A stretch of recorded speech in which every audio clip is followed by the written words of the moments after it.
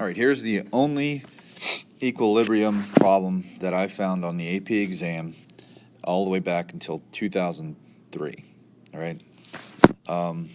So if you should take a little bit of time and read out what the problem is asking. There's only A through D, so this is the whole problem.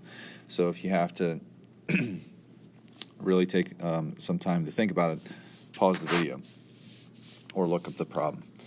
Okay, so first you always draw the free body diagram. They give you the beam down here. We have the tension acting at that location. We have the mass of the block. And we have, well, weight of the block. And here we have the weight of the beam, or rod, call it rod. Then we have the X and Y components at the pin.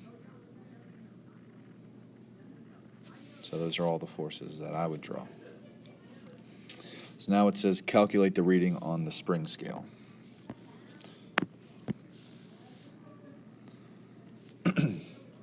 From the diagram, I would sum up the torques, and I would do that about the hinge. So I have three forces. They give me the angle here of 30, so I need to find the perpendicular component. That seems to be what a lot of you guys are forgetting to do.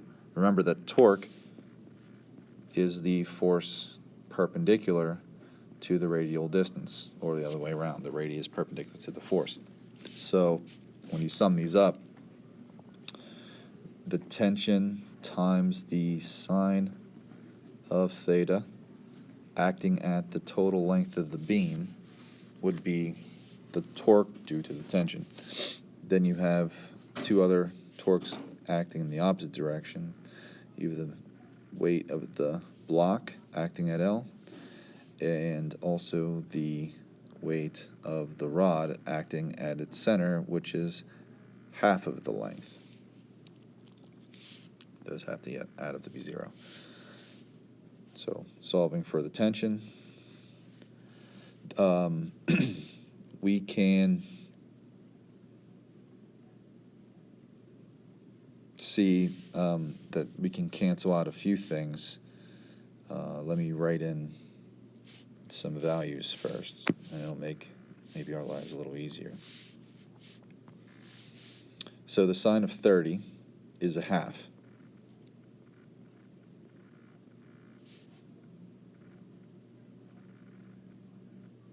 The mass of the block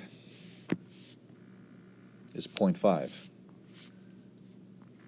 So that's a half.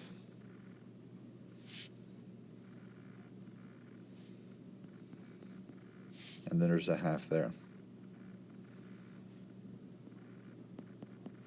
So we can cancel out all those halves. We can cancel all the L's.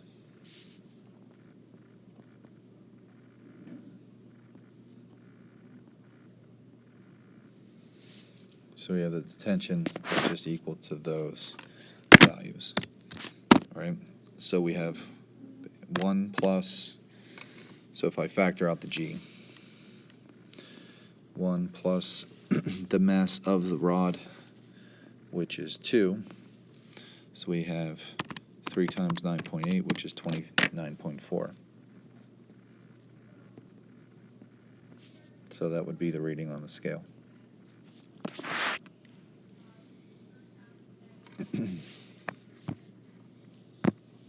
All right, let me see if I can separate these things. I can't. So we're going to basically lose a good image of the problem, but now we want to figure out the rotational inertia of the block around its hinge. So around its center of mass is 1/12 ml squared. And again, it's the rod plus the block. So first, find the rotational inertia of the rod. We've done that multiple times using the parallel axis theorem.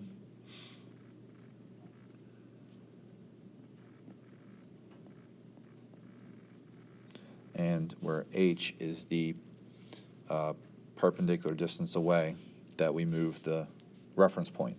So we have around its center mass is 1/12 ml squared, and then we move the point of rotation from its center to the edge, so it's half of the length.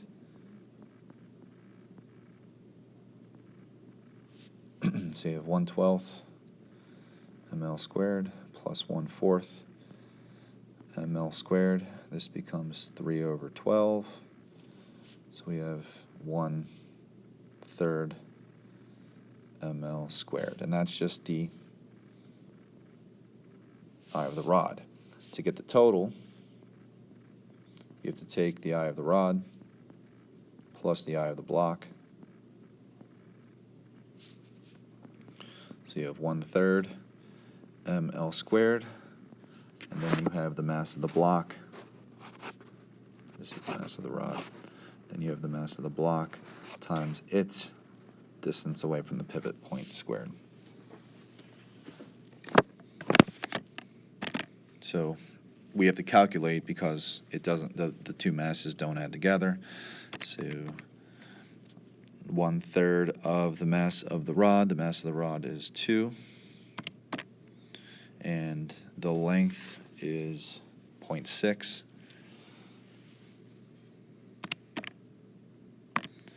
And I'm going to pause this so I'm not wasting your time. And you get that the total I value is 0.42.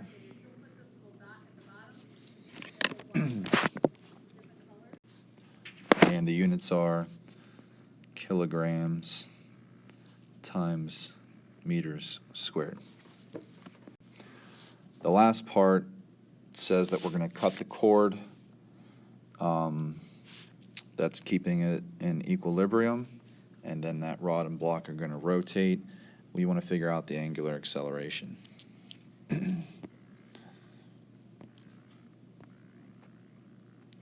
So here we sum up the torques, and that's going to equal I alpha. Now that we got rid of the cord, we only have the two weights of the object. So we have the mass of the block times gravity at the distance L,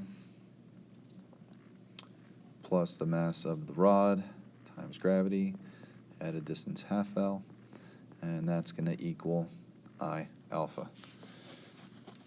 We know that our I is the 0.42, and we know every other value, so all we have to do is plug those in and then plug it in your calculator, and we get 21 radians per second squared. So that's that entire problem. Video is 8 minutes long.